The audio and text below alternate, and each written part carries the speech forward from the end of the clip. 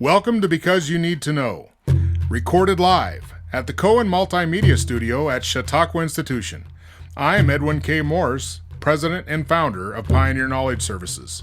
This series is your digital resource of valuable conversations with nonprofit and knowledge management enthusiasts from across industries and from around the globe. Today, we have Karolina Zimniak. She considers herself a knowledge facilitator who also is a design thinker and content and communication strategist. She is curious to explore how knowledge management intersects with other disciplines and sees them through a prism of innovation, technology, and human interaction. How did you get involved with knowledge management? Very good question. Both of things in my life, it was a total coincidence. I applied for the role that at that time was a knowledge management coordinator.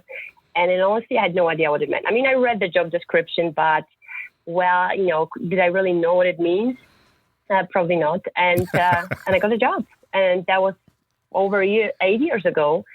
And since then, knowledge management is the field, the area that I'm working in. So what, I really enjoy it. What was your attributes? What were your personal things that when you read that description, you're like, oh man, that sounds perfect? You know what? It was actually, I think it was a diversity of things, that as we all know, KM itself, it's part of. It was the fact that I could work with, with people, I could work with technology. So that was definitely, the driver. Plus, I have to say that, I just graduated. So it was almost like, okay, anyone, who can take me on board, that would be great. So that was probably not the biggest driver. But definitely the diversity of things. And then what it turned out when I got the job, I had a chat with my manager and I was like, just tell me, because I want to know, which areas I should develop. But, why did you choose me? And he said, you had some skills that fit in, the description, but he said you had the graphic design experience.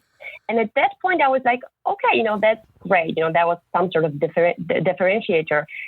But I didn't actually realize, how important this skill will be or, how it will help me to actually, in my knowledge management activities. That was again 8 years ago. So the graphic design, user experience, right? Are we more than just graphic design? Correct. We're user experience. So user experience drives the customer engagement for the knowledge. That's a huge ingredient. You know what? It's a huge part. And again, I discovered that literally maybe 2 years ago that, connected all the dots. And this is actually my guiding star. This is my guiding for right now.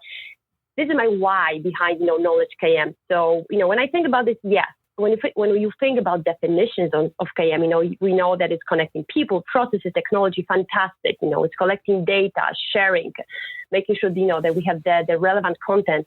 But for me, it's like, okay, why am I doing this? Why behind this is because I want to help people to find their solutions.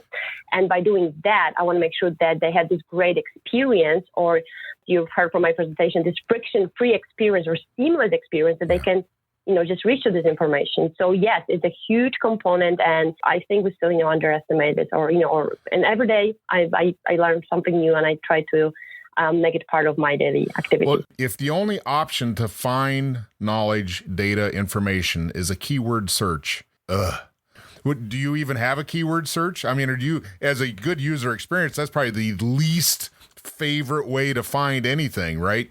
I mean, I still use it.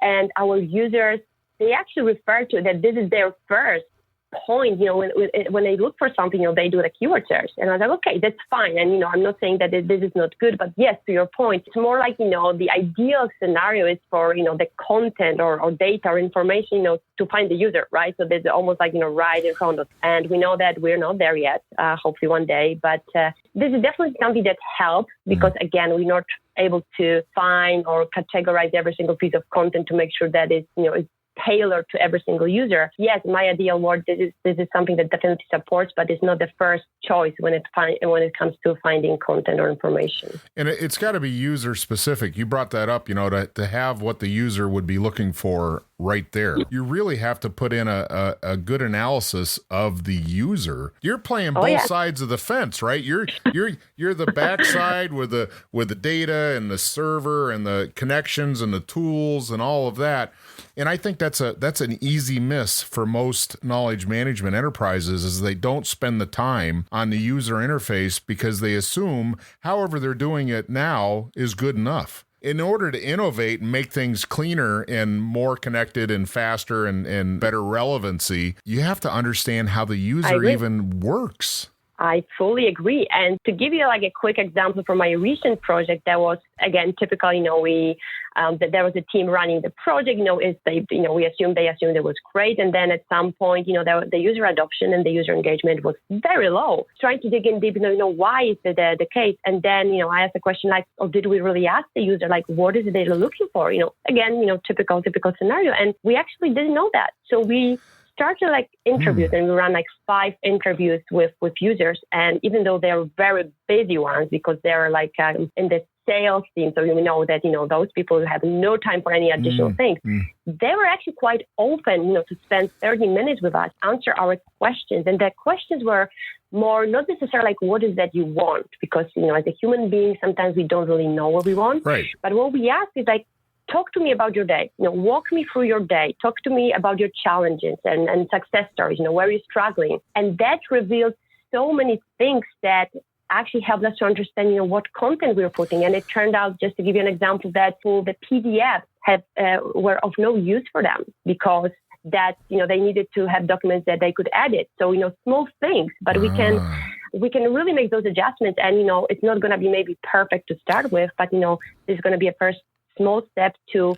drive this engagement and adoption and, again, create this experience that they're going to come to the tool, use it, and hopefully, again, find the answers, that will help them find the solutions to their problems, because that's the key. That's a brilliant step that I think a lot of organizations do not do or do not do well. In my experience, a lot of it's been top-down driven versus what do we really need. I bet you've probably gained a lot of value by spending the time with these customers, right? The consumer of the knowledge. Absolutely. Because now they're like, oh, wow, somebody actually asked me what I thought. That's a great bridge for you as a knowledge management professional to say, now we're starting to build trust and relationship and connection, and everything's just going to keep growing.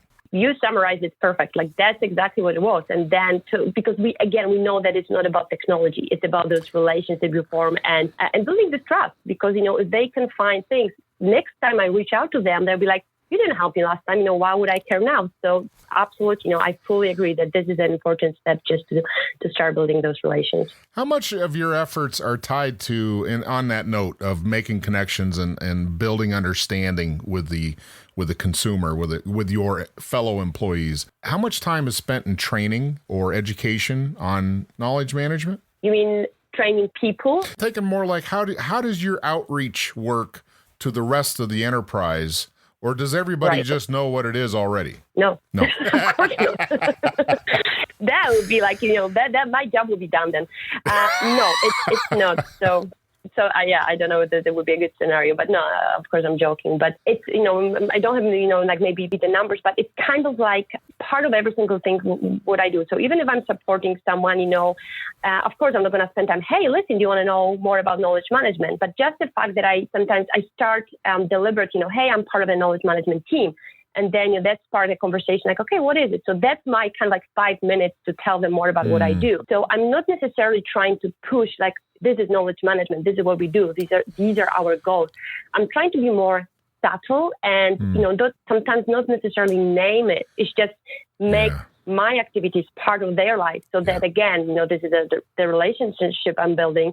And then when the time is right, I'm happy to talk more about it and, and then educate them. But it's more about really making the KM activities part of their lives. And, sometimes they don't even realize it. And that's okay, as long as they know that it can come back to my team for more help. So that's kind of like, maybe a different approach, but it's a huge component. I mean, every single interaction is a good time to talk about KM or actually show how we can help as a team in general. Does your organization have a lessons learned? We do, but again, they are all over the place. So, but I think we're getting better. I think we're getting better in collecting those because we, again, as an organization, as an organization, we learned that it's really important to understand, what didn't work. Of course, every situation is different, so you have to readjust.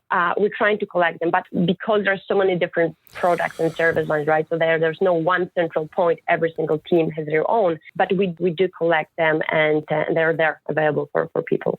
How do you define knowledge management?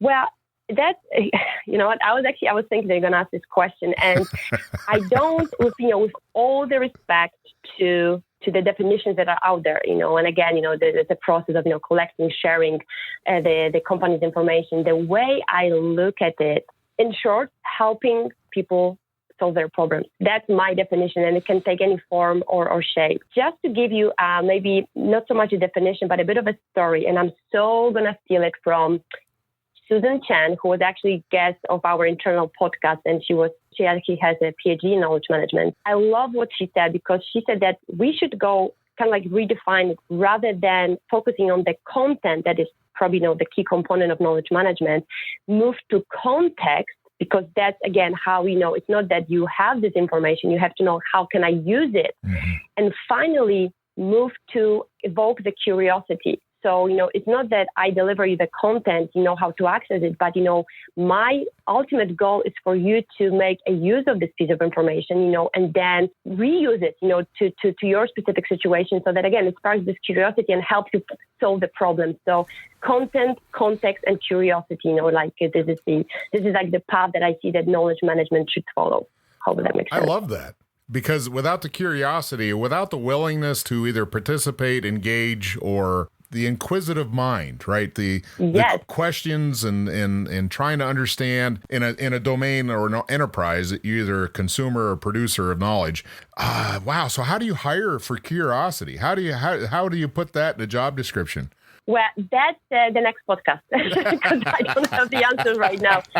Yeah, and again, I'm not part of the talent team, so sure. That's probably no question to them. But it's changing. I mean, you can see probably in general in different job descriptions, not necessarily for KM people, but you see the shift probably that it's more about are you a versatile person? What's your approach? How do you solve problems? So yes. It's definitely about skills, yes, but it's probably about your approach and the mindset that you bring in that you can just solve things in this new context or new environment. So I think this is the general shift. But no, I don't have a ready answer. I'm sorry. Just what's the perfect job description for KM We'll person? Save it for the next episode.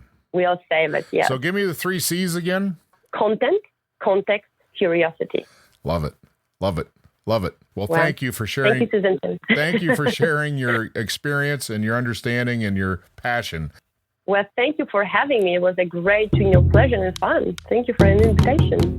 Recorded live at the Cohen Multimedia Studio at Chautauqua Institution, Because You Need to Know is designed to bring people's experience and their knowledge forward to be shared.